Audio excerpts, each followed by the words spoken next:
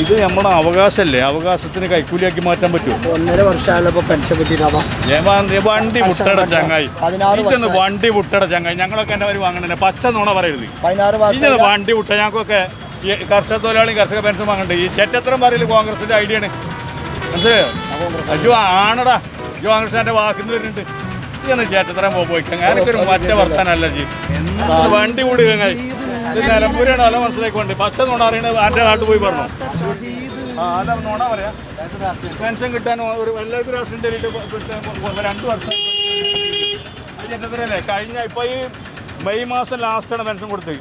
ചില ഫസ്റ്റിൽ ജൂൺ മാസം ആദ്യം മെയ് മാസം ലാസ്റ്റ് വെച്ച് കയ്യിൽ വാങ്ങിയിട്ട് പിന്നെ നുണ പറയാന്ന പാടിൻ്റെ കുട്ടിയെ പറയുങ്ങൾ അത് സത്യവിരുദ്ധല്ലേ?